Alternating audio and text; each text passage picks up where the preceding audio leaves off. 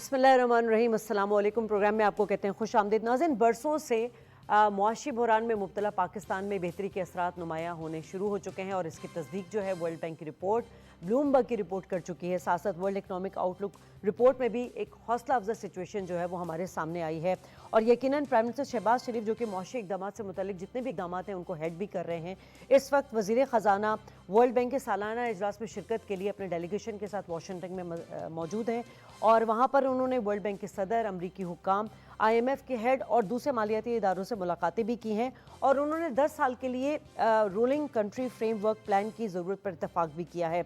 इस वक्त economical reforms जो कि पाकिस्तान की अशद ज़रूरत है, पूरी हुकूमत जो है इस पर फोकस भी है और इसके साथ साथ दीगर इक़दाम भी लिए जा रहे हैं। डिप्लोमेसी चैनल को भी चलाया जा रहा है, कुछ मल्टीपल जो डायरेक्शंस हैं उस पर भी काम किया जा रहा है। और इसी वक्त हम देख रहे हैं कि सऊदी अरब का आला वफ़द जो है वो पाकिस्तान में मौजूद था, अब रवाना हो चुका है। लेकिन जो एक सऊदीया और पाकिस्तान के साथ जो अरबों डॉलर की सरमायाकारी है उस हवाले से एक अहम पेशरफ सामने आई है। पाकिस्तान ने 32 अरब डॉलर की मुमकिन सरमायाकारी के लिए 25 जो मंसूबे हैं उसके एक प्रपोजल की पेश किया है। इसके अलावा स्ट्रेटिजिक और जो खारजी मामलात हैं उस पर भी बातचीत हो रही है। अब हम आज बात करेंगे कि क्या ये दोनों ममालिक जो कि पाकिस्तान और सऊदी अरब के हैं, नई जहत और नए दौर का आगाज़ हो चुका है, तो क्या ये तमाम इक़दामात मईशत के हवाले से कितने हेल्पफुल साबित होंगे, इसी पर आज डिस्कशन करेंगे। अपने मोज़िज़ पैनल का मैं तारुफ करा दूँ। मेरे साथ मौजूद है तनवीर बारी साहब, आप वाइस प्रेसिडेंट हैं KCCI, बहुत शुक्रिया सर आप तशरीफ़ लाए। डॉक्टर अमार सिद्दीकी इकोनॉमिस्ट हैं, आपका भी बहुत शुक्रिया। राजा कामरान साहब इकोनॉमिस्ट भी हैं और सहाफ़ी भी हैं, आपका भी बहुत शुक्रिया सर। सर आप ही से शुरू कर लेती हूँ कामरान साहब, क्योंकि हम हमेशा जब इकॉनमी की बात करते हैं तो वो हर तरह से लिंक होता है सियासी सूरत हाल से भी। इस वक्त क्या सिचुएशन आप देख रहे हैं? नई हुकूमत एक एजेंडा लेकर आई थी कि हम हर हाल में, हर कंडीशन में जो सिस्टम का फेलियर है, जो जिसमें हम देख सके थे कि बहुत सारी चीज़ें सियासी तौर पर जो है नहीं अमल दरामद हो पा रही थी।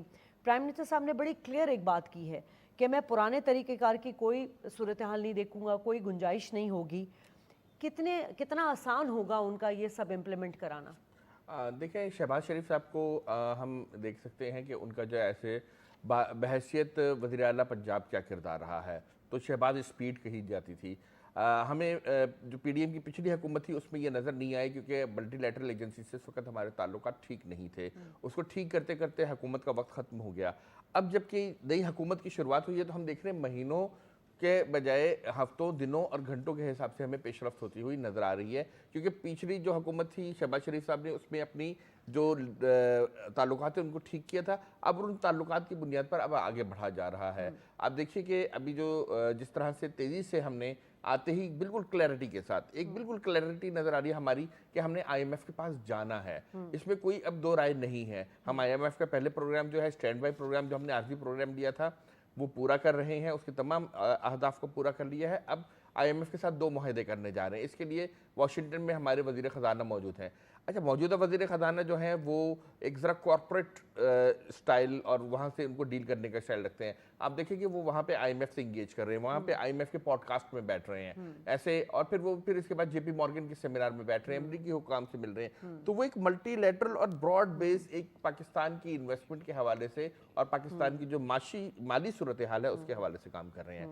दूसरी तरफ हम देख रहे हैं कि हमारे जो वज़ीर ख़ारिजा हैं वो भी माजी में वज़ीर ख़जाना रह चुके हैं। अब वही दोनों में था कि अब उन्हें जो है ना इस वक्त पाकिस्तान की जो ट्रू ट्रेड डिप्लोमेसी थी ना वो हम देख होती हुई नजर आ रही है। सऊदी अरब के साथ देखिए कि इस वक्त जो वफ्द आया है और उस तरह से जिस तरह से उसके साथ गुफ्तगू हुई है, SIFC की जो ब्रीफिंग दी गई है, मुख्तलिफ इदारों की निचकारी में सऊदी अरब आ रहा है, इसके अलावा रेकोटेक के मनसूबे में सऊदी अरब आ रहा है। देखिए, सऊदी अरब के पास जो है ना पब्लिक इन्वेस्टमेंट फंड जो है वो 600 अरब डॉलर से जायद का है और वो पूरी दुनिया में प्रोजेक्ट तलाश कर रहे हैं। ठीक है। पाकिस्तान में इससे पहले ये होता था कि हमारा जो माइंडसेट था वो ये था कि जी आप कर्जा दे दीजिए। अब सऊदी अरब का भी माइंडसेट चेंज हुआ है और पाकिस्तान ने भी अपना किबला दुरुस्त किया है और पाकिस्तान ने उनको रेडी प्रोजेक्ट्स दिए कि जी आप ये कर लें, ये कर लें, ये कर लें, ये कर लें। अब एक वेल सेटल्ड प्लेटर उनके सामने मौजूद है, एक बुफे मौजूद है प्रोजेक्ट्स का, जिसमें से वो जो चाहें, जिस प्रोजेक्ट में चाहें वो इन्वेस्टमेंट कर सकते हैं। तो अब एक ब्रॉड बेस्ड इन्वेस्टमेंट की आपने उनको सूरत हाल दिखा दी है और उसमें जो है वो अब लेके चल रहे हैं। पॉलिटिकली हम ये देख रहे हैं कि इस वक्त मुस्लिम लीग नून और पीपल्स पार्टी दो बड़े स्टेक होल्डर हैं, मगर हम ये देख रहे हैं कि जो भी इकदाम हो रहे हैं उसमें इनकी या तो बाहमी रजामंदी शामिल है या इनका कॉन्फ्लिक्ट शामिल नहीं है। तो हम ये देख रहे हैं कि ये बड़ी अच्छी बात ये बहुत तेजी से जो है चीज़ों को लेकर आगे बढ़ रहे हैं। अभी तो पहला मरहला हमने सऊदी अरब के साथ और इसमें एक और एंगल भी है कि अस्करी क़यादत जो है वो साथ जी, एसआईएफसी प्लेइंग अ वो वेरी वाइटल प्लेटफॉर्म रोल, ठीक और उसने जो है उसी मीटिंग में तमाम लोग बैठे ताकि एक मैसेज कन्वे हुआ कि जी सऊदी प्रिंस ने खुद कहा कि जो वज़ीर ख़ारजा है कि पाकिस्तान ने अपनी अप्रोच को चेंज किया है, अपनी तरीक़ेकार को तब्दील किया है। तो हम एक नई अप्रोच के साथ डील कर रहे बड़ी हैं। अच्छी बात है। अमार साहब, इस नई अप्रोच के साथ नई हुकूमत की मुआशी हिकमत अमली कैसे देख रहे हैं आप? देखिए, जैसे इन्होंने बताया, अच्छी बात है कि हमारी अप्रोच बहुत क्लियर है। हमारे ऑब्जेक्टिव्स क्लियर हैं कि हमें मईशत को अपने पाँव पे खड़ा करना है, जिसके अभी हमें कुछ असरात दिख भी रहे हैं, पॉजिटिव आ रहे हैं। करंट अकाउंट डेफिसिट हमारा सरप्लस में आ रहा है। इसके साथ हम रिफॉर्म्स की तरफ भी बात कर रहे हैं। अगर आप देखें तो आईएमएफ के साथ भी हमारे जो अभी पुराना प्रोग्राम कंप्लीट हुआ है वो भी बहुत अच्छे तरीके से एंड हुआ है, अच्छे नोट पे एंड हुआ है। तो वी आर एक्सपेक्टिंग कि अभी जो फर्दर जो नेक्स्ट प्रोग्राम के लिए हम जा रहे हैं उसके अंदर भी हमें लोन जो है वो काफ़ी नॉर्मल कंडीशंस के ऊपर हो जाएगा। लेकिन प्रॉब्लम सिर्फ ये आ रही है इस वक्त हमारी कि जब लोन्स तो एक तरफ हैं लेकिन दूसरी हमें ट्रेड साइड को भी कवर करना है। उधर हम देख रहे हैं कि हम सऊदी जो हमारा जो वक्फ आया हुआ है बाहर से उसको हम फैसिलिटेट करने की पूरी कोशिश कर रहे हैं, लेकिन अभी तक कोई ज़ाहिर है कोई साइन ऑफ नहीं हुआ है। It's just a proposal. एक और डेलीगेशन आएगा अभी, ये जी, तो प्रोसेस का आगाज हुआ है। जी, ये काफ़ी अभी लंबा प्रोसेस है, but at least we are in the right direction. तो हमें ये पता चल रहा है कि हम वन पेज पर हैं, चाहे वो पॉलिटिकल पार्टीज़ हों या हमारी जो बाकी जो स्टेक होल्डर्स हैं मुल्क के सारे वन पेज पर हैं और एक ही डायरेक्शन में सोच रहे हैं। तो जितनी भी अभी हिकमत अमली तैयार हो रही हैं वो सारी की सारी ये बता रही हैं कि कॉन्फिडेंस जो है वो बहाल हो रहा है। अगर आप देखें स्टॉक मार्केट ने जो है हाईएस्ट जो है हमारी जो है वो इंडेक्स पे गया है, 70,000 क्रॉस हुआ है जो पाकिस्तान की हिस्ट्री में फर्स्ट टाइम हुआ है, विच शोज के जो आपका इन्वेस्टर कॉन्फिडेंस है वो भी बहाल होता जा रहा है, because they are watching on the each and every move जो कि गवर्नमेंट पुट अप कर रही है। तो it's like a whole kind of bucket जो हम जो है वो पुश कर रहे हैं। तो होपफुली इंशाल्लाह वील बी मूविंग। ठीक है, इन्वेस्टर्स कॉन्फिडेंस तनवीर साहब बहाल हुआ, लेकिन जो हमारी एक बिजनेस कम्युनिटी है, जो छोटे हमारे ताजिर हैं, उनके भी बड़े एक कंसर्न होता था। और मैंने हमेशा ये नोटिस किया कि जब भी शहबाज शरीफ, क्योंकि इससे पहले भी प्राइम मिनिस्टर बने थे, उन्होंने आते साथ पहले कराची का विजिट किया था और तमाम जितने भी बिजनेसमैन थे, छोटे बड़े ताजिर थे, उनके साथ उन्होंने मुलाकातें की थी, उनके जो कंसर्न्स थे, जो प्रॉब्लम्स थी, उनको सुना भी था। आप लोग किस तरह देख रहे हैं कि इस तमाम इकदाम को, जिसमें हम बात कर सकते हैं कि जैसे कामरान साहब ने कहा कि हमारे वज़ीर ख़ारजा जो पहले फाइनेंस मिनिस्टर थे, क्योंकि उनको इसका भी एक एक्सपीरियंस है और अब वो मतलब ख़ारजी मामलात को भी देख रहे हैं, किस तरह आप लोग इस चीज़ों को एलाबोरेट कर रहे हैं? जी, हम इस तरह से देख रहे हैं कि देखें इस वक्त पाकिस्तान जो है कर्ज़ों के दलदल में फंसा हुआ है और उसको निकलने के लिए जो है आईएमएफ के प्रोग्राम में जो है जाना पड़ेगा और वो जा रहा है। अभी मैं आपको ये बताऊं कि इस साल पाकिस्तान को जो है तकरीबन 24 अरब डॉलर जो है वो वापस करने हैं 10 माह में, और जो है ये इसमें जो है 10-12 अरब डॉलर जो है वो रोल ओवर हो जाएंगे। जो हमारे दोस्त ममालिक हैं वो जो है उसको रोल ओवर कर देंगे। दूसरी बात ये है कि आखिर ये कब तक रोल ओवर होते रहेंगे और हम कब तक जो है आईएमएफ के पास जाते रहेंगे। हमें कुछ सालों के लिए तो जाना पड़ेगा, लेकिन हमें अब अपने पैरों पे खड़ा होना पड़ेगा। पाकिस्तान को अब अपने पैरों पे खड़ा होना पड़ेगा। जो आप बात करें, प्राइम मिनिस्टर साहब ये बहुत क्लियर बात कर चुके हैं जी कि हम कब तक आईएमएफ के पास जी। इसके लिए हमें जो है अपनी एक्सपोर्ट को बढ़ानी होगी, अपनी इंपोर्ट को कम करनी होगी और गैर मुल्की सरमायाकारी को जो है लेके आना होगा, जिसके लिए शहबाज शरीफ साहब जो है काम कर रहे हैं। अब आपने देखा कि जैसे सऊदी वफ्द आया हुआ है और जो दूसरा वफ्द आएगा उसमें जो है बाकायदा शायद एग्रीमेंट साइन भी हो जाए। और दूसरा ये कि अब हमें जब अपने पैरों पे खड़ा होना है तो हमें सबसे पहले जो है अपनी इंडस्ट्री को जो है वो खड़ा करना होगा। और इंडस्ट्री को खड़ा करने के लिए जो है उस ऐसे इकदाम करने होंगे जैसे बिजली और गैस के रेट हैं जो बहुत ज़्यादा हाई हो गए हैं। अब आप ये देखें कि 2023 में जो है बिजली के रेट जो है 100% इजाफा हुआ है और गैस की कीमतों में जो है वो तकरीबन 200 से 250% इजाफा हुआ है। अच्छा, ये इजाफा इसलिए भी इंडस्ट्री के लिए हुआ है कि क्रॉस सब्सिडी दी जा रही है, मतलब इंडस्ट्री से पैसे लेके जो है वो दूसरे सेक्टर्स को दी जाती है। अगर एक मिसाल के तौर पे ओगरा जो है 1350 रुपये गैस के एक रेट मुकर्रर करता है तो वो जो है इंडस्ट्री को जो है 2200 रुपये में दी जाती है। उसके बाद कहानी यहाँ ख़त्म नहीं होती। उसके बाद वो कहते हैं जी आप RLNG के आप पैसे ले लो, दे दो। उसमें उसमें वो कहते हैं कि नेचुरल गैस और LNG के मिक्स के पैसे करते हैं, तो वो जो गैस के रेट जो है 2700 हो जाते हैं। उसके अलावा हुकूमत जो है वो इंटरेस्ट रेट भी कम नहीं कर रही, 22% इंटरेस्ट रेट है। इतने हाई इंटरेस्ट रेट में जो है इंडस्ट्री जो है सर्वाइव नहीं कर सकती।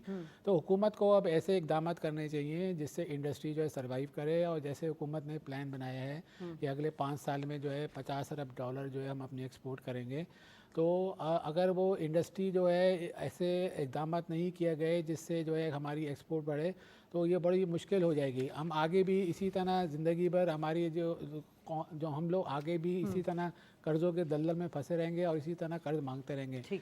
तो हमें जो है अब ऐसे इकदाम करने चाहिए। अब जैसे बजट भी आ रहा है, तो हमें हुकूमत को चाहिए कि ऐसा बजट बनाए जिससे जो है इंडस्ट्री जो है वो फले फूले और मुल्क जो है तरक्की करे और हम अगले सालों में जाके अपने ये कर्ज़ों के प्रोग्राम से निकलें। ठीक है। अच्छा कामरान साहब, अब वज़ीर ख़जाना मौजूद हैं इस वक्त अमेरिका में, लाजमी सी बात है अभी उनकी IMF के हेड से भी मुलाकात हुई है और हम चाहते हैं कि हमारा जो है वो एक अलग EFF वाला भी प्लान हो 3 साल का, और जिसमें 6 से 8 अरब डॉलर्स के जो है हम चाहते हैं कि वो हमें कर्ज़ दे। अब सवाल यहाँ ये पैदा होता है, वही बात हो गई कि हम एक कर्ज़ लेके दूसरा कर्ज़ अदा कर रहे हैं। हम अपनी जो वेल्थ क्रिएशन है उस पर भी फोकस कर रहे हैं, प्राइम मिनिस्टर साहब चाह रहे हैं कि उस पर फोकस किया जाए। ये जो मुलाकातें हुई हैं अमरीकी हुकाम से, उसमें वर्ल्ड बैंक, मैंने बताया कि उनके वर्ल्ड बैंक के हेडक्वार्टर में हुई है और इस इजलास में डोनाल्ड लू भी शामिल थे और दीगर भी शामिल थे। बेसिक तो एजेंडा इसमें यह था कि क्लाइमेट आबो हवा के हवाले से, और दूसरा ये था कि जो मकरूज़ ममालिक हैं उनकी मदद करना इस इजलास का। वो तो पाकिस्तान तो वैसे ही कर्ज लेने में जो है वो समहाउ आगे ही रहा, माजी की जितनी भी हुकूमतें देख लें। तो क्या आपको लग रहा है कितना स्ट्रॉन्ग मैसेज या कन्विंस कर पाए हैं वज़ीर ख़जाना? देखिए, 2 बातें, एक आपने क्वेश्चन किया, एक जो हमारे कराची चैम्बर के साथी ने बात की। देखिए, हम अपनी इंडस्ट्रीज़ को हमेशा से मराद देते चले आए हैं। पानी में दी है, बिजली में दी है, गैस में दी है, अभी कीमतें बढ़ी हैं ना। इसके अलावा टैक्सों में छूट दी है, इसके अलावा दिगर मराद दी है, मगर हमारी जो इंडस्ट्री थी उसने हमें एक्सपोर्ट नहीं बढ़ा कर दी, बल्कि एक्सपोर्ट मुसलसल गिरती रही है। तो हमें ये देखना होगा कि क्या हमें ये जो मराद देते हैं इसका फ़ायदा होता है या फिर ये इंडस्ट्री ये मराद कहीं और ले जाती है। एक्सपोर्ट रीफाइनेंस जो था वो 6% पर 3% पर दिया जाता रहा, मगर फिर भी उसके बावजूद हमारी एक्सपोर्ट्स नहीं बढ़ी हैं। तो हमें देखना होगा कि हमारी जो इंडस्ट्रीज़ है क्या वो अपने आप को ग्रो करने, अपने आप को आगे बढ़ाने और बगैर साखियों के आगे चलने के लिए तैयार है कि नहीं है। जहाँ तक हम देखेंगे, बात तो एक्सपोर्ट्स की कर रहे हैं, मगर हमें अपनी टैक्स टू GDP रेशो भी बढ़ाना है। हमारे पास जो दुकानदार हैं, हमारा जो SME सेक्टर है और जो हमारे छोटे कारोबार हैं, वो हमें टैक्सेशन अदा नहीं करते। अभी वो 35 लाख ताजरों को लाने के टैक्स हटने में बात हो रही थी, वो भी नहीं आगे बढ़ सका। जी बिल्कुल, मैं यही कह रहा हूँ ना। देखिए, हमारे पास हम ये तो बात करते हैं कि हुकूमत हमें बिजली भी सस्ती दे, गैस भी सस्ती दे, हमें सड़कें भी बना कर दे। क्या हम उसको टैक्स अदा कर रहे हैं? जवाब है नहीं। और आप देखिए कि आपकी जो 2 टोबैको की कंपनीज हैं उनका टैक्सेशन जो है वो आपके पूरे एक्सपोर्ट सेक्टर से ज्यादा है। तो हम अपने आप को भी तो देखें कि बतौर ताजिर, बतौर सनअतकार हम तो अपने मुल्क बेहतर को नहीं क्या होगा दे रहे तनवीर हैं? साहब से इसका जवाब ले लिया जाए, फिर हम आगे अच्छा बढ़ें? चले, मैं तो वज़ीर ख़ज़ाना वाली बात क्योंकि मैं वो नहीं, मैं पहले आपको काउंटर करना चाह रही थी, लेकिन मैंने कहा क्योंकि आपसे पहला सवाल हुआ तो मुनासिब नहीं था, इसलिए मैंने कहा मैं आपसे बाद में बात करूंगी। देखिए, इस वक्त सूरत हाल ये है कि जैसे मैंने कहा ना कि ये जो बिजली और गैस के रेट बढ़े हैं, इससे आपको पता है कि 30% सारी जिंदगी महंगी गैस लेके सस्ती बेचते रहे, गैस देते रहे, तो किसको क्या जवाब? नहीं, देखें हमेशा से जो है सस्ती अब गैस गैस इंडस्ट्री प्राइसेस को बढ़ाई तो आप दुनिया भर में देखें ना, एनर्जी क्राइसिस और एनर्जी की वजह से कितने प्राइसेस इस वक्त जितनी भी बांग्लादेश है, इंडिया, जो हमारे जो इलाके हैं, इसमें सबसे ज़्यादा जो हमारे बिजली के रेट सबसे ज़्यादा हैं। देखिए, हमारे यहाँ जो बिजली का रेट है वो सबसे ज़्यादा है। आप चेक कर लीजिए, बांग्लादेश में, इंडिया में, वियतनाम में, जितने भी हमारे जो कंट्रीज़ हैं उसमें सबसे ज़्यादा रेट है बिजली अच्छा, और गैस का। अगर आप इजाज़त दें सर, आपकी इजाज़त से मुझे सेनेटर अफनानुल्लाह को लेना है क्योंकि उनकी कमिटमेंट है कहीं आगे, तो हम फिर अब हम तो यही हैं, हम यहाँ से डिस्कशन आगे बढ़ाएंगे। शुक्रिया अफनान साहब, आपने वक्त दिया। सर, आपकी हुकूमत है, यकीनन प्राइम मिनिस्टर जब शहबाज शरीफ साहब जब पिछली हुकूमत में थे तब भी उनका प्रायोरिटी बेसिस पे यही था कि किस तरह हम इकॉनमी को ठीक करें। मुल्क की मईशत को बहुत सारी चीज़ों से नुकसान पहुँचा है, स्पेशली ये जो सियासी अदम इस्तेहकाम है। दूसरा, वो जो पॉलिसीज़ हमारी थी उनकी कंटिन्यूटी के साथ ना चलना। इस वक्त कितना फोकस है ये हुकूमत इन तमाम चीज़ों को लेकर? जी बिस्मिल्लाहिर्रहमानिर्रहीम। देखिए, जो सियासी अदम इस्तेकाम है उसके अंदर तो जब हम अपोजिशन में थे और पीटीआई की गवर्नमेंट थी तब भी हमने चार्टर ऑफ डेमोक्रेसी की बात की थी फ्लोर ऑफ द पार्लियामेंट पे। और जब हुकूमत आई हमारी पिछली तब भी हमने बात की। जब अब फिर दोबारा हुकूमत आई फिर हम ये प्राइम मिनिस्टर साहब ने जो अपनी पहली स्पीच में ये बात की। लेकिन बदकिस्मती ये है कि ताली तो दो हाथों से बचती है, खाली हमारे कहने से तो जो है वो रिकन्सिलिएशन और ये जो मामला हैं वो नहीं हो सकते। पीटीआई जो है और जो बानी है पीटीआई के वो चीज़ों में इतने इंटरेस्टिंग नजर नहीं आते। उनका जो है ऑब्जेक्टिव सिर्फ पावर ग्रैब है और वो किसी तरह भी हो जाए तो बस ठीक है। तो ये इसकी वजह से अदम इस्तेहकाम वाला मामला जो है वो अभी कोई मुस्तकबिल करीब में तो कोई बहुत अच्छा नजर नहीं आ रहा। लेकिन हमारी फिर भी कोशिश यही है कि हम तमाम मेजर स्टेक होल्डर्स को साथ लेके चलें और मुल्क के अंदर जो है वो पोलराइजेशन कम हो ठीक और अदम इस्तेहकाम कम हो। अब देखते हैं आगे क्या होता है। ठीक है अफनान साहब, प्राइम मिनिस्टर साहब ने कल ये बात की है कि अब जो पुराने तरीक़ेकार थे उनकी गुंजाइश नहीं होगी, यानी जो सिस्टम में हमारे फेलियर रहे हैं उसको नहीं दोहराया जाएगा। SIF से को लेकर बड़ा वो मतलब एक काम कर भी रहे हैं और सरमायाकारी भी अल्हम्दुलिल्लाह हमारे मुल्क में आ रही है। हमारा जो डिप्लोमेसी चैनल है उसको भी बड़े अच्छे तरीके से चलाया जाए, खारजा पॉलिसी बड़ी कामयाबी के साथ आगे बढ़ रही है। लेकिन सर सवाल यहाँ पर यह है कि अब क्या आपकी हुकूमत वो तमाम चीज़ें नहीं करेगी जो पिछली हुकूमतों ने किया, वो सियासी मुफाद नहीं लेगी, वो गैर मकबूल फैसले जो करने होते हैं नहीं किए जा रहे थे समहाउ वोट लेने के लिए या जो भी था, अब वो तमाम चीज़ें नहीं होंगी? देखिए जो है वो हमारी कोशिश तो यही है कि हम माशी हालात जो है उनको ठीक करें, मगर माशी हालात ठीक करने के लिए मतलब उसके अंदर बहुत सारे स्टेक होल्डर्स हैं और वो तमाम अगर उस पर सीरियस होंगे तो ये काम होगा, वरना अदरवाइज जो है वो नहीं हो पाएगा। और जब तक तमाम मेजर ये स्टेक होल्डर जो है उसको उनको वो अलाइन नहीं होते। हमारी जरूर कोशिश ये है कि हम टैक्स नेट बढ़ाएं, हमारी कोशिश है कि GDP ग्रोथ रेट आए, हमारी कोशिश ये है कि बाहर फॉरेन इन्वेस्टमेंट आए और ये $5-6 बिलियन की इन्वेस्टमेंट जो है वो सऊदी अरेबिया से लग रहा है कि वो आ भी जाएगी। हालांकि पाकिस्तान जैसे मुल्क के लिए $5-6 बिलियन की इन्वेस्टमेंट कुछ भी नहीं है, पीनट्स है। अगर हमारे मामला सही हो, हमारा कॉम्पिटेंट लोग हर जगह हो और ठीक फैसले लिए जाए तो ये आराम से $100 अरब पे जा सकती है। तो अब देखते हैं कि आगे मामला कैसे चलते हैं। पॉलिटिकल अनसर्टेनिटी का चैलेंज अपनी जगह पे है, इकॉनमी का चैलेंज भी अपनी जगह पे है, फिर और भी बहुत सारे मामला हैं। तो उन तमाम चीज़ों को एक साथ एड्रेस करने की कोशिश तो की जा रही है और उसके ऊपर जो है वो गवर्नमेंट काम भी कर रही है, मगर यार रिलीफ आने में और इन तमाम चीज़ों को सीधा करने में टाइम तो लगेगा। बिल्कुल ठीक है। चलें लास्ट क्वेश्चन आपसे ले लेती हूँ कि इस वक्त बड़ा ही एक आला सतह का वफ़द जो है सऊदी अरब के यहाँ मौजूद है और अभी बातचीत भी हो रही है। पाकिस्तान ने $32 अरब की जो है वो पेशकश की 25 प्रोजेक्ट्स में। सुना ये जा रहा है कि $5 अरब की तो गो हेड दे दिया सऊदी अरब ने। इस दौरे की अहमियत के हवाले से बताइएगा और ख़ास तौर पे सरमायाकारी के हवाले से बताइएगा, क्योंकि पहले भी हमने देखा था कि कुछ कंसर्न्स थे सऊदी अरब को, वो तमाम चीज़ें एड्रेस करना सबसे बड़ी चीज़ है। तो इस हवाले से क्या बातचीत हो रही है और क्या इकदाम लिए जा रहे हैं? हमारा जो है वो स्ट्रक्चरल इशू है हमेशा से और उसी वजह से फॉरेन इन्वेस्टमेंट नहीं आती। और वो स्ट्रक्चरल इशू ये है कि एक तो रेड टेप है, फिर बहुत सारे ऐसे इदारे जिनका कोई ताल्लुक बनता नहीं है वो भी इसमें घुस गए। तो वो ओवरऑल इतना कॉम्प्लिकेटेड हो जाता है मामला कि जो फॉरेन इन्वेस्टर है वो तो कहता है कि जल्द अज जल्द काम हो, इन्वेस्टमेंट में करूँ, जल्द अज जल्द पैसा निकालूं।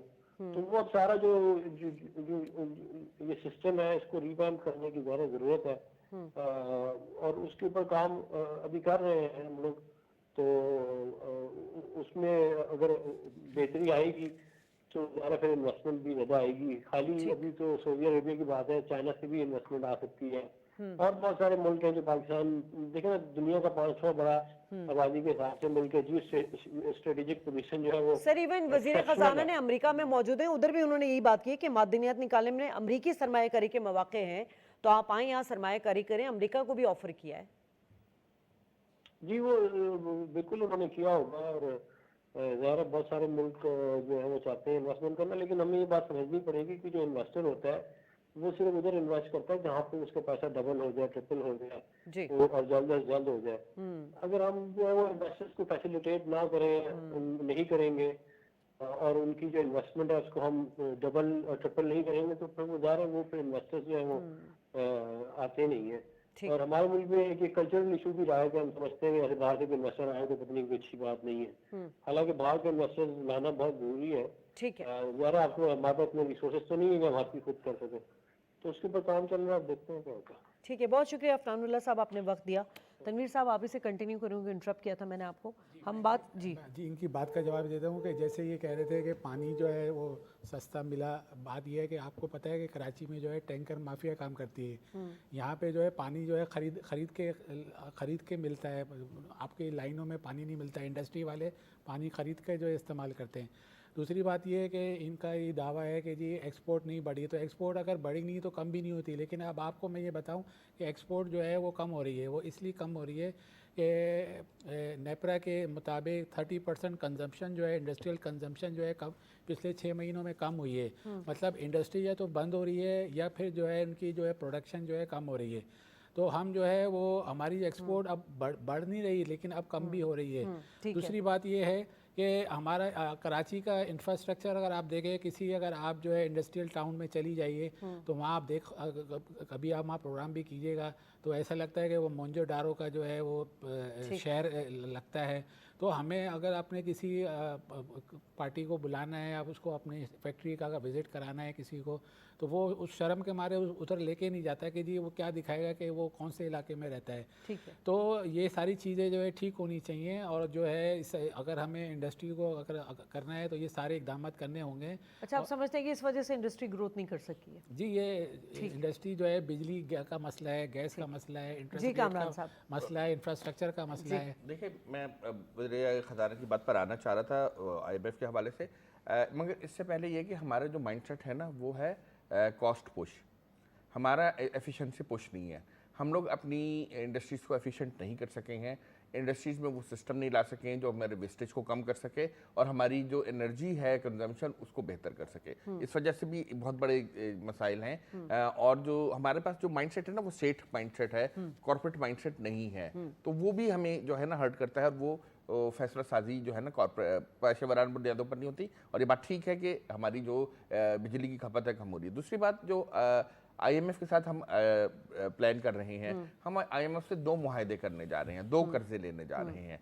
एक जो है वो हमारा EFF है, जिसमें हम अपनी मईशत को ठीक करने के हवाले से उनसे अहदाफ तय करेंगे। दूसरा जो पाकिस्तान को क्लाइमेट की वजह से जो मसाइल का सामना है, अभी देखिए कि किस तरह से बारिशें हो रही हैं, मौसम बारिशों का नहीं है। ये मौसम ये है कि धूप निकले, गंदम पके और गंदम की जो फसल है वो मार्केट में आए, मगर अभी बारिशें हो रही हैं और उस वजह से अभी जो सिस्टम कराची आया था UAE से होके, अब वो जो है पंजाब और KP की तरफ चला गया है। बलूचिस्तान में हमने देखा कि कितनी शदीद बारिशें मुसलसल कोई दूसरे तीसरे साल हो रही हैं। तो हमें जो क्लाइमेट हिट है हमें उसको भी देखना होगा। अच्छा, क्लाइमेट हिट की वजह से हमारी जो बिजनेस सस्टेनेबिलिटी है वो भी बुरी तरह से मुतासिर हो रही है। हम अगर IMF के बहुत अच्छा एग्रीमेंट भी कर लें, मगर जो हमें नहीं पता कि अगला हमारा मौसम कैसा होगा, हमें एकदम से हीट वेव का सामना तो नहीं हो जाएगा, या जिसकी वजह से हमारी इंडस्ट्री और हमारी जो ट्रांसपोर्टेशन और लॉजिस्टिक्स है वो बंद हो जाए, या हमें अर्बन फ्लडिंग का सामना तो नहीं होगा कि हमारी जो गुड्स हैं वो जा ही ना सकें, हमारी जो स्टोरेज है वहाँ पे इतना पानी भर जाए कि वो हमारा रखा हुआ माल खराब हो जाए। तो हमें अब हर चीज़ को देखना होगा, हमें क्लाइमेट रिलेटेड इंफ्रास्ट्रक्चर और क्लाइमेट रिलेटेड इन्वेस्टमेंट भी करनी होगी। तो एक तरफ तो पाकिस्तान को अपनी बुक्स को क्लीन करना है IMF के जरिए। IMF के कुछ अहदाफ हैं, टैक्स टू GDP रेशो है, फिर वो शोबे जाते हैं जहाँ पे हम टैक्सेशन नहीं है। एक हमारी इंडस्ट्री का जिक्र हुआ, दुकानदारों का जिक्र हुआ, एक बड़ा शोबा है हमारा रियल एस्टेट का। वहाँ पे बहुत बड़ी बड़ी हाउसिंग सोसाइटीज़ हैं जो कि प्राइवेट जो है वो बन गई हैं, रजिस्ट्रार बन गई हैं। उनमें जो है लोगों को रजिस्ट्री नहीं मिलती है वो जो हुकूमत की मिल सके। तो वहाँ पे जो पैसे का लेन देन हो रहा है उसको कानूनी दायरे में लाने की ज़रूरत है। तो इसी तरह से हमें अपने ट्रांसपोर्ट सेक्टर को जो है उस पर टैक्सेशन और उसको कानूनी दायरे में लाने की ज़रूरत है। तो हमारे पास एक बड़ा रूम मौजूद है, हम अपने टैक्स टू जीडीपी रेशो को बहुत बेहतर बना सकते हैं।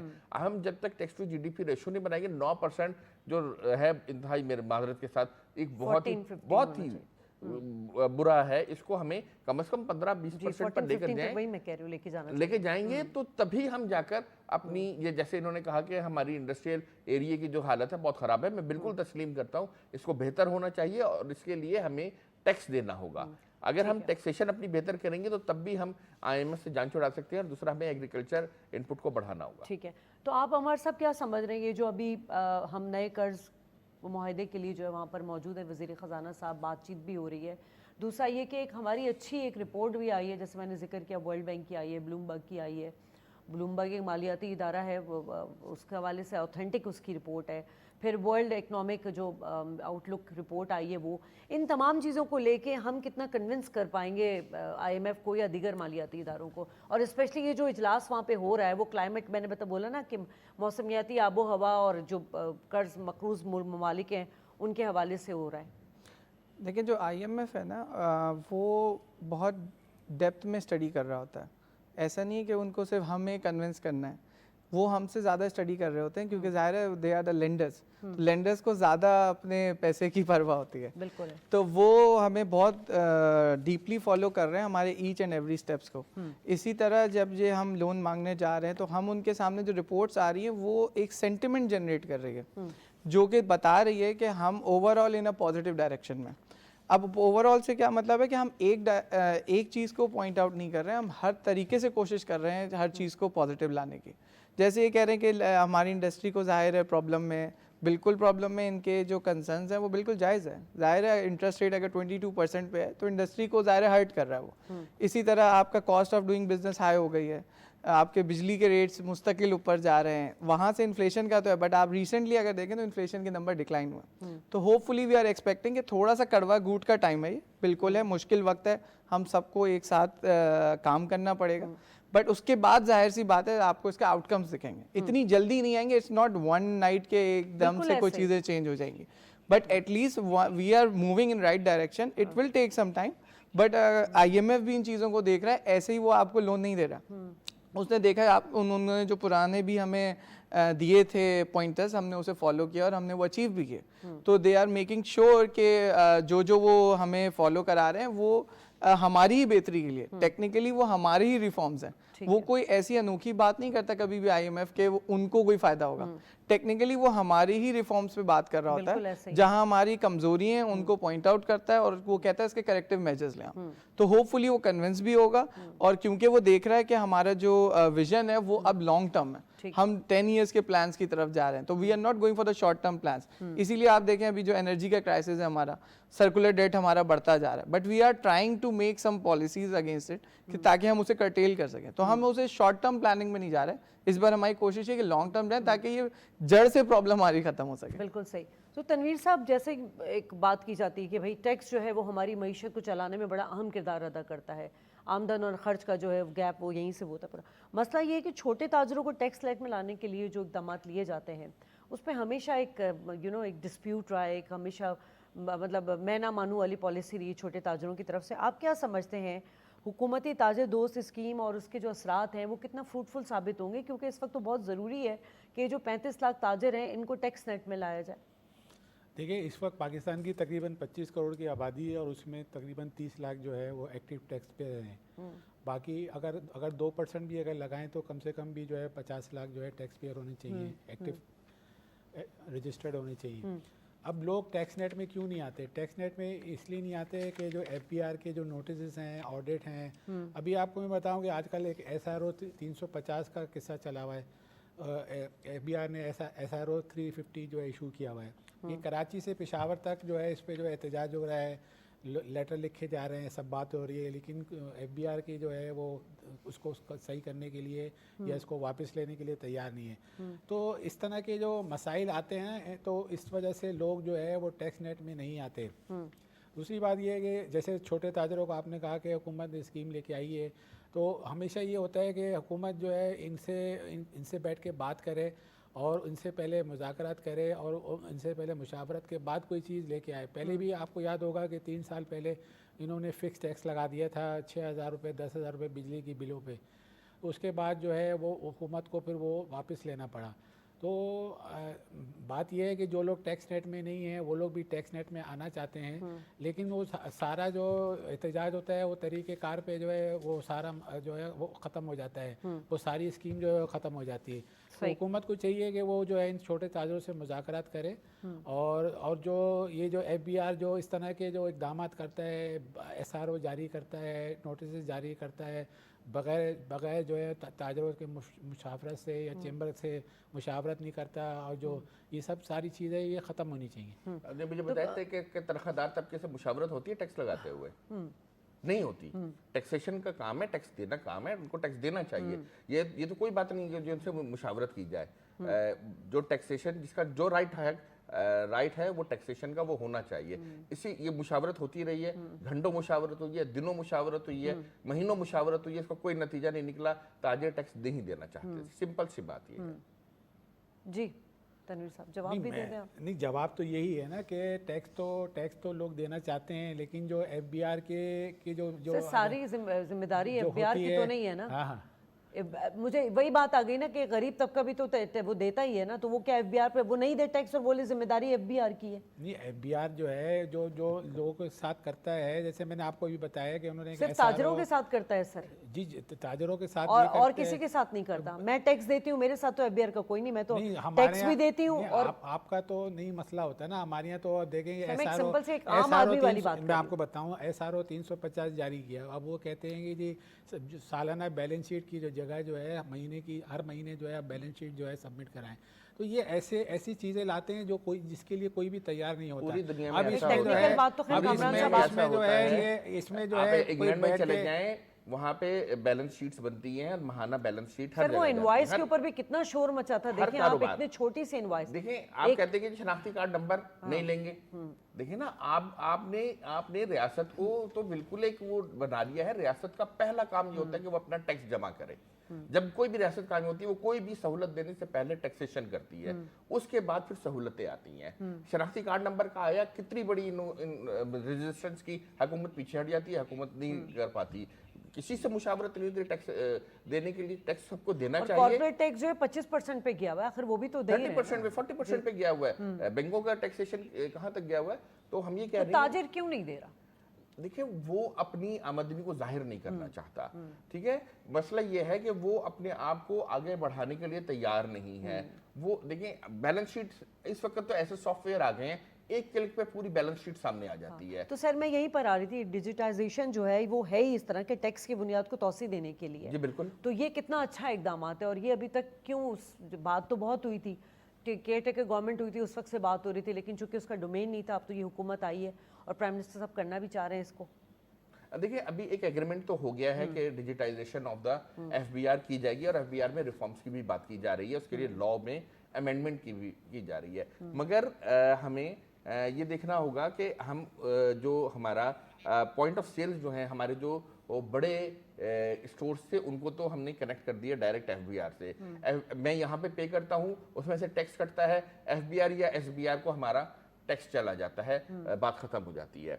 तो इसी तरह से हमें हर कारोबार में ऐसा होना चाहिए। पूरी दुनिया में आप कहीं छोटी से छोटी जगह भी चले जाएं, वो आपको एक रसीद देता है जिसपे आपके टैक्स की कटौती हुई होती है। तो ये तो पूरी दुनिया में एक रूल है और उसको हमें फॉलो करना चाहिए कि इसमें टैक्स हमें अदा करना चाहिए। ये कोई मुज़ाकरात करने या दूसरी करने की बात ही नहीं है। चले अगर मुज़ाकरात कामयाब नहीं हुए तो क्या ताजिरों ने कहा कि जी मेरे हिसाब से मेरा इतना टैक्स बनता है, ये मैं रिटर्न फाइल कर रहा हूँ, वो भी नहीं हुआ ना। इसका मतलब ये है कि वो टैक्स देने के हामी नहीं है, नियत ही नहीं है ना उनकी। नियत नहीं है। तो क्या हमारे साहब नियत नहीं है तो कैसे मतलब किया जाए? वैसे भी अगर एक हम बात करें कि इस वक्त अगर हम टैक्स कलेक्शन की बात करें तो अच्छा टारगेट अचीव कर लिया, साथ साथ महंगाई तो हुई हो, लेकिन उस अफराते ज़र ने जो है वो जहां आवाम की कमर तोड़ी है, लेकिन वहाँ पे 30% जो आपकी टैक्स कलेक्शन है उसके आमदन में, FBR के आमदन में इजाफा हुआ है। अब ये जो तमाम चीज़ें हैं, डिजिटाइजेशन हो गई, फिर एंड टू एंड टेक्नोलॉजी का यूज़ हो गया। अभी हम पिछले दिनों सुन रहे थे ट्रैक एंड ट्रेस सिस्टम जो है ऑटोमेटिक, इससे भी बड़ा, क्योंकि एक ह्यूमन एरर भी आ रहा था ना, करप्शन हो गई या और फाइलें इधर उधर सारी चीज़ें। तो वो सारी चीज़ें भी आ रही थी। तो ये डिजिटाइजेशन कितना फ्रूटफुल हो सकता है और इसको कितनी जल्दी इम्प्लीमेंट होना चाहिए?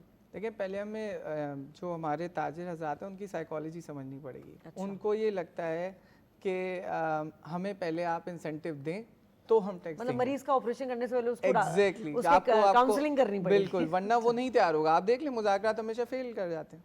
रीजन ये कि आप उन्हें समझ सर, नहीं रहे। अभी हौसला अफजाई पहली दफा पाकिस्तान में को अवार्ड दिया गया, जो अवार्ड टैक्स दिया गया, देते हैं। बिल्कुल वो तो यही इनिशिएटिव्स जी, हैं। This is what we are trying to कि हम उसे समझने की कोशिश कर रहे हैं कि वो क्या चीज़ डिमांड कर रहे हैं। ऐसा नहीं कि उनकी इंटेंशन नहीं होगी, हम उन्हें ये ब्लेम नहीं कर सकते कि वो नहीं देना चाह रहे होंगे, देना चाह रहे होंगे, but what they are expecting is कि what they are getting in return. वो यही कहते हैं हमें तो फ़ायदा ही कोई नहीं है, हमें यहाँ रोड्स नहीं मिल रही, हमें फैसिलिटेशन नहीं मिल रही।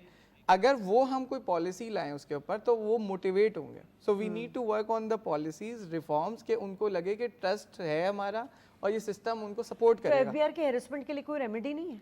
अभी तक तो अगर आपके सामने होगी डेफिनेटली, बट कितनी एफिशिएंटली वो काम कर रही है और कितने लोगों को उससे रिलीफ मिला है वो हमें देखना पड़ेगा। उसका कोई डाटा अगर अवेलेबल हो तो। ठीक है, अभी एफबीआर की कोई आला सतह कमेटी तश्कील दी जा रही थी और कंसल्टेंट हायर भी किए जा रहे थे जी। तो वो क्या इसी डोमेन में किए जा रहे थे कि भाई आपका एफबीआर का जो सेटअप है, सिस्टम है, उसको बेहतर किया जाए? जी, उसके अंदर वो चाह ये रहे हैं कि वो ज़ाहिर है जो ह्यूमन एलिमेंट है उसको रिड्यूस करें, ताकि हमारा आजकल अगर आप देखें तो मशीन पे ज़्यादा ट्रस्ट है रादर देन इंसान के। हाँ। तो क्योंकि ज़ाहिर है उसके अंदर एक अलग एलिमेंट्स हैं, तो अगर वो जितनी हम इंटरवेंशन हटाएंगे ह्यूमन तो फिर डायरेक्ट हो जाएगा। आप बाहर के मुल्कों में देखेंगे वहाँ पे सिस्टम बहुत ज़्यादा सिस्टमाइज्ड है।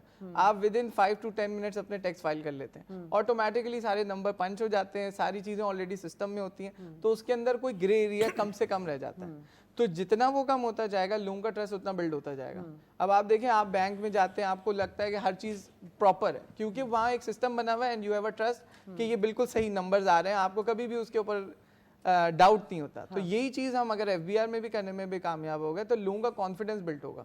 वंस कॉन्फिडेंस बिल्ड होगा तो उनका वो डर खत्म हो जाएगा जो भी उन्हें डर है कि हम जाएंगे तो एफबीआर हमें नोटिस भेजेगा या वहाँ पे जो भी उनके और मसले मसाइल उन्हें फेस करने पड़ेंगे। तो वो अगर आप एलिमेंट जितना हद तक कम करेंगे ऑटोमेटिकली लोग जो है मोटिवेट होंगे टैक्स देने के लिए। ठीक।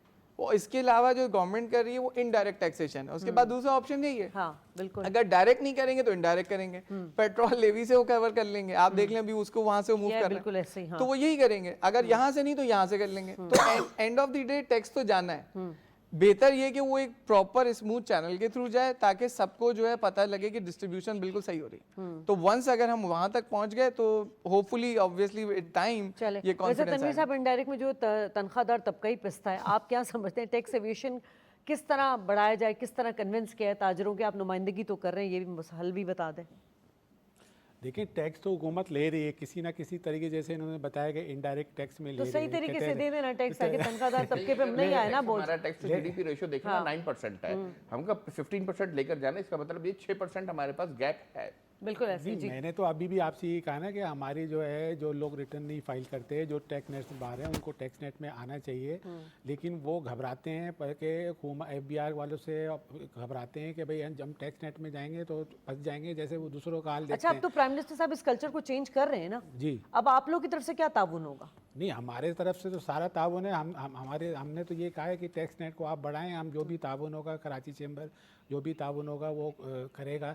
लेकिन बात ये है कि जैसे इन्होंने कहा कि ताजिर जो है टैक्स देना पड़ेगा या टैक्स नेट में आना पड़ेगा, तो आप ये देखें ना, कराची जो है 65% जो है पूरे पाकिस्तान का रेवेन्यू जनरेट करता है, एसआरबी का 95% करता है, और इसके अलावा सिंध गवर्नमेंट का भी जो है 80-90% देता है। लेकिन इसके एवज क्या मिलता है कराची को? कराची का इंफ्रास्ट्रक्चर ख़राब है। इसके अलावा आप ये देखें पानी जो है ख़रीद के जो है लेना पड़ता है, और दूसरे के सर, कितने उसमें तो ऐसे सारा चीज़ें हैं। मसला सूबाई आपको हुकूमत लॉ के एंड ऊपर भी ऑर्डर तो की आता है ना। सिचुएशन है, अपने जी। गार्ड एग्जीक्यूट तो सूबाई हुकूमत ने कराना है ना। वो करना है। तो तो आप हम उन पे भी तो हम प्रेशर देखिए डालें। सबको टैक्स दे रहे हैं। कराची जो है सबसे ज़्यादा टैक्स दे रहा है, सूबाई हुकूमत को भी दे रहा है, और वफाक में भी जो है उसका सर, मैं सबसे कराची ज़्यादा। की बात नहीं कर रही, मैं तो ताजिरों की बात कर जी, रही हूँ ना यहाँ ताजिरों पे। की बात ये है कि ताजिर भी किसी ना, वो कहते हैं कि जी हम किसी ना किसी तरह टैक्स तो दे रहे हैं।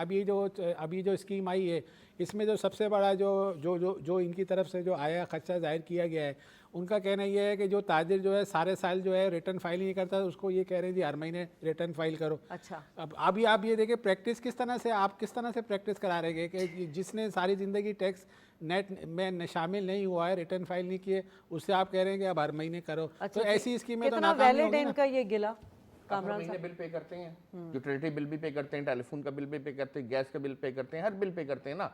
तो आप अपने आप को टेक्नोलॉजी सेवी करें, अपनी डिजिटाइजेशन करें और आप एक क्लिक पर जो है आपकी पूरी बैलेंस शीट बन जाएगी। इसमें तो कोई बहुत रॉकेट साइंस नहीं है, बिल्कुल सॉफ्टवेयर आ गए हैं। आपको अगर करोड़ों अरबों रुपए का आप ये काम कर रहे हैं, आपने 10 बंदे रखे हुए, तो एक बंदा अकाउंटेंट भी रखे ना। क्या सेल परचेस का भी तो हिसाब रखते हैं रोज का, ये तो रोज का महीने की हिसाब बात होता हो रही है ना सर। क्या उसकी इनवॉइस नहीं जनरेट होती? क्या उसको नहीं करते? तो आप अपने सिर्फ टैक्सेशन के हवाले से आपको ये मसला है कि आप नहीं टैक्स पे करेंगे, ये तो कोई जवाब नहीं है ना कि जी हम हर महीने इनवॉइस नहीं जनरेट कर सकते। तो भाई हर महीने आप तमाम चीजें करते हैं, आप ये काम भी करें।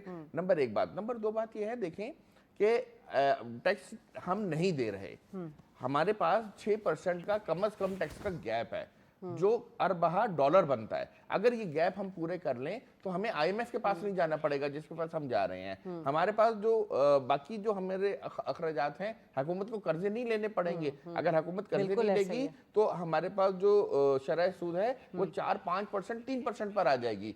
तो हमें देखना होगा कि या तो हम टैक्स दें, नहीं देंगे। हाँ, एफबीआर की हरासमेंट के मसाइल हैं, इंफ्रास्ट्रक्चर की फराहमी, अदम फराहमी के मसाइल हैं, मगर हमें दोनों में चिकन और एग वाले मामले में नहीं पड़ना चाहिए। हमें टैक्स दें, टैक्स देने के बाद हम अपने आप को जो है जो अपने नुमाइंदे हैं उनके जरिए उसकी अकाउंटेबिलिटी भी करें कि हमारा टैक्स खर्च कहाँ हो रहा है। हमारे जैसे मिसाल के तौर पर आप देखें, हम पूरे पाकिस्तान की बात करते हैं ना, सियालकोट का भी तो शहर है, बिल्कुल ठीक है ना। उसने एक्सपोर्ट डेवलपमेंट फाइनेंस के जरिए जो है अपना पूरा शहर बनाया है। उन्होंने अपनी एयरलाइन बना ली, उन्होंने अपना एयरपोर्ट बना लिया। आप मुझे बताइए, कराची चैम्बर के सनतकारों ने मिलकर अपने शहर के लिए क्या किया? कोई एक प्रोजेक्ट ऐसा हो कि जो बड़ा वैलिड रोजगार भी पॉइंट दे है रहा कामरान हो, साहब का वैसे। या कराची चैम्बर मैं ने तो अगर इमार बिल साहब आपकी के- इजाजत हो या आप ही से चले जवाब ले ले। नहीं, आप दे दे, चले जवाब। आप क्या डायरेक्टली समझ- कराची चैम्बर से सवाल हाँ, कर लिए। इसलिए मैं जी तनवीर साहब, नहीं देखिए कराची चैम्बर शहर को ओन तो करे ना, पैसा नहीं बनाए ना, खाली शहर की देखिए, ओनरशिप मैं भी तो होनी एक बात चाहिए ना। कहता हूं, कराची चैम्बर तमाम छोटे ताजिरों के साथ मिलके कोई ऐसे सॉफ्टवेयर जो है वो लॉन्च करे जिससे टैक्सेशन इजी हो जाए। सोच रहे हैं तनवीर साहब, यकीनन कुछ अमल नहीं दरामद सोच होगा। रहे हैं। बात यह है कि हमने अभी जो है हमको एक मीटिंग भी बुला रहे हैं, हमारा एक प्रोग्राम है ठीक कि हम जो है कमिश्नर को बुलाएंगे और जो भी जितने भी छोटे ताजिर हैं उनको भी चैम्बर बुलाएंगे और एक उनकी मीटिंग कराएंगे और ये जो स्कीम लेके आए हैं उसको उनको समझाएंगे, उनको इंट्रोड्यूस करवाएंगे और ठीक कोई ना कोई है। मामला अच्छा इमार साहब, लास्ट क्वेश्चन आपसे ले लेती हूँ, थोड़ा सा हम इसको पॉलिटिक्स से भी रिलेट करेंगे। इतने अहम इकदामात लिए जा रहे हैं, आला सतही सऊदी वफ़द जो हमारा जो है वो इस वक्त यहाँ मौजूद है, अरबों रुपए के हमारे मुआहदे होने जा रहे हैं, अगला वक्त आएगा एग्रीमेंट करेगा। ऐसे में बात वही आ जाती है पॉलिटिकल स्टेबिलिटी की। लेकिन अगर एक सियासी जमात यानी पीटीआई के एक साहब शेर अफजल मरवत साहब, आपने सुना होगा उनका स्टेटमेंट कल का, कि उन्होंने कहा उनकी जो पीटीआई की रिजीम चेंज हुई है उसमें अमेरिका के साथ सऊदी अरब भी शामिल था। अब ये कितना गैर मुतवक्का, और मतलब ये तो वही बात हम बार बार करते हैं कि ये तो मुल्क दुश्मन अनासर स्टेटमेंट हो गए ना। क्या आप हुकूमत चाह रही है या रियासत चाह रही है या इदारे चाह रहे हैं कि भाई एक तरफ ये डेवलपमेंट हो, दूसरी तरफ अब इस तरह का एक गैर संजीदा बयान देकर जो है आप मईशत को जो है वो इस तरह नथी लगाने की कोशिश कर रहे हैं। तो as an economist, being an economist, आप क्या इसका जवाब देंगे? देखिए, इसके अंदर सबसे इम्पॉर्टेंट चीज़ ये है कि ब्लेम गेम हमें छोड़ना पड़ेगा। अगर हम यही सोचते रहेंगे कि पहले क्या हुआ अब क्या हुआ, इसी के अंदर हम फंसे रहेंगे। हमें ये देखना तो अभी आगे। हालिया स्टेटमेंट है ना जी, पहले वो की तो मैं हालिया बात है, ही नहीं लेकिन कर वो रही बात वो पुरानी ही कर रहे हैं कि क्या हुआ है क्या नहीं हुआ है। हम आगे के विजन के ऊपर जा रहे हैं। अगर हम यही देखते रहेंगे कि ये हुआ, इस पे ब्लेम करेंगे, इसका कोई फायदा नहीं मिलेगा आपको, आउटकम नहीं है, मजीद आपकी इकोनॉमी डैमेज होगी, क्योंकि ये जो है ना डिस्टेबिलिटी की तरफ लेके जाएगा। जितने भी आप आर्ग्यूमेंट्स देंगे बजाय इसके कि हमें एक साथ वन पेज पर आए, हम अगर उसे काउंटर नहीं करेंगे तो यही होगा। वैसे तो शेर अफजल मरवत साहब की क्या है? हाँ, मैं यही बात हाँ, करते वो कि तो पीटीआई ignore के ही कर स्पोर्ट्स सकते हैं। पर्सन ने तो डिस्कस ही नहीं तस्दीक कर करना दी है। Exactly. He has no value. इतने बड़े स्पेक्ट्रम में आप किसको ला रहे हैं? हमें मुझे लगता है कि उनको बिल्कुल हमें डिस्कस ही नहीं करना चाहिए। He has no value. लेकिन ऐसे बयान होने भी नहीं चाहिए ना राजा ऐसे कामरान। बयान होने भी नहीं आने चाहिए, भी नहीं और ऐसे चाहिए। बयान अगर आए हैं तो उसको हमें अहमियत नहीं देनी चाहिए, क्योंकि ये ऐसे बयान जो है ना वो इसलिए कि मैं सामने ज्यादा से ज्यादा आऊं, ये खुद नुमाई के लिए बयान दिए जाते हैं। Attention seeker। जी, अटेंशन सीकर हैं, इसके अलावा और कुछ भी नहीं है। हर एक की ये कोशिश है कि वो ज्यादा से ज्यादा जो है ना ठीक हेडलाइन में हो। ठीक है, इसके अलावा चलें, कुछ भी तीनों नहीं है। मेहमानों का बहुत शुक्रिया। नाज़रीन, किसी भी सूरत जो है वो सियासी अदम इस्तेहकाम को बर्दाश्त नहीं किया जाएगा, क्योंकि इस वक्त पाकिस्तान की मईशत को लेकर जितने भी इनिशिएटिव ले रहे हैं उसमें हम सबको अपना किरदार अदा करना चाहिए। प्रोग्राम से इजाज़त, अल्लाह ने के बाद।